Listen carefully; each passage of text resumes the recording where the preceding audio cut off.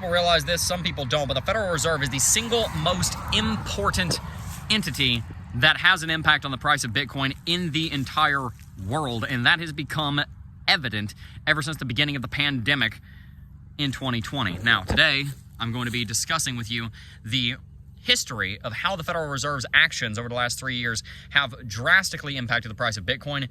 And then in the second part of this video that'll be coming out at 10 a.m. tomorrow, we'll be discussing what the future actions of the Federal Reserve that we predict are going to occur and how they are going to impact the price of Bitcoin. So let's go ahead and get started. First and foremost, the Federal Reserve was created about 100 years ago. The Federal Reserve System was created about 100 years ago to help balance out the economy and stop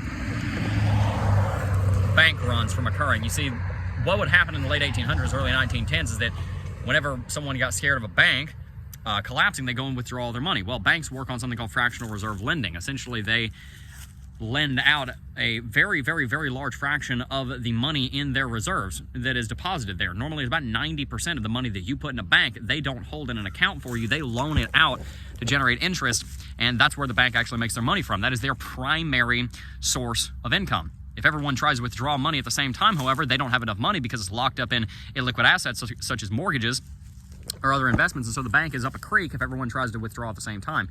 That's where you saw bank runs occurring, and that's where you saw banking collapses happen. You'd have one bank go through a bank run, and then everybody would get freaked out about the entire banking system, and one bank, gotta find better places to record, one bank going down would end up leading to a ton more banks going under. So the Federal Reserve System was created to back up that the banking system, so that if there were bank runs going on, instead of those banks just having to file for bankruptcy and destroying the financial system every time somebody got scared of something, those banks could go to the Federal Reserve System, one of their local Federal Reserve banks, and use them as a lender of last resort so that they could have the liquidity to make it through that crunch.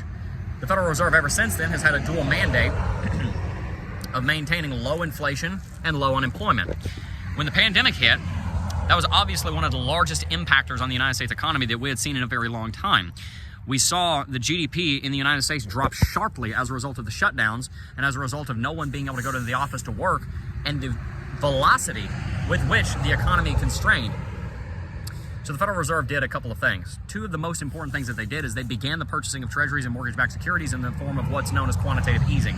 Essentially what happens during quantitative easing is that a central bank buys assets with money that they created out of thin air. Our next location is going to be better than this one. The next location is going to be much better than this one. Anyway, the Federal Reserve went through purchasing hundreds of billions of dollars of treasuries and mortgage-backed securities with money that they created out of thin air. That meant that there was a huge dump of liquidity into the United States market, and when that occurred, that money was able to be invested in, one, the stock market, but also, two, in risk-on assets. Bitcoin, having just gone through its halving, was one of the most appealing assets to invest in that risk-on category. And so Bitcoin rallied all the way to $70,000 very, very quickly in a way that it probably wouldn't have done. At the same time, the Federal Reserve dropped interest rates from around 2.5 all the way down to 0 overnight, and that led to a rapid run on Bitcoin, again leading Bitcoin to about $70,000.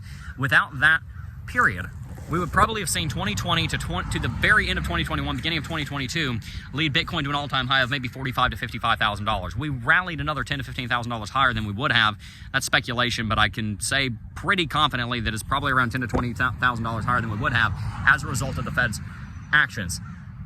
Then something changed. That's the first kind of post-COVID epoch of how the Fed has impacted the market. You can look at both of those charts on TradingView by looking at the interest rate, the effective federal funds rate by looking up the EFFR on TradingView under all, and you can look up the United States Central Bank balance sheet to see how they printed $5 trillion worth of money in less than a year and a half.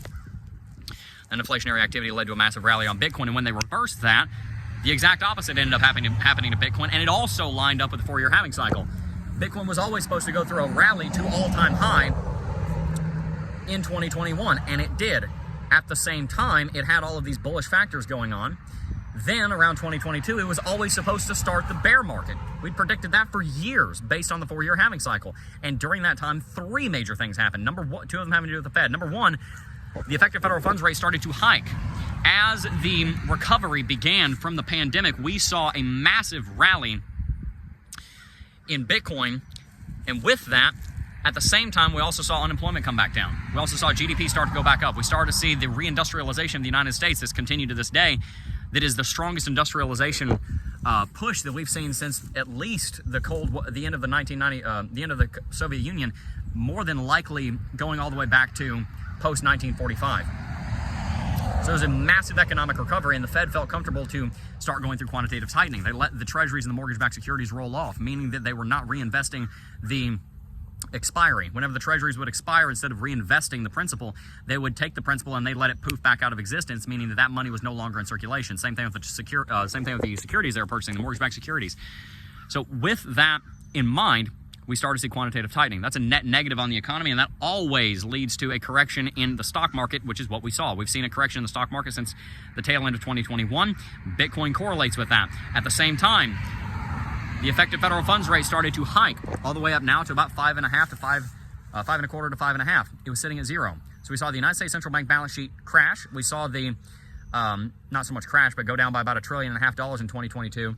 And then we saw the effective federal funds rate hike very aggressively. And the third thing is, a little after Valentine's Day last year, I think it was February the 20th, we saw the special military operation, as it was called, begin in Ukraine. That led to a huge amount of fear in the market about whether or not there was going to be able to be a continual operation of the modern economy. And the answer to that was there's been massive disturbance.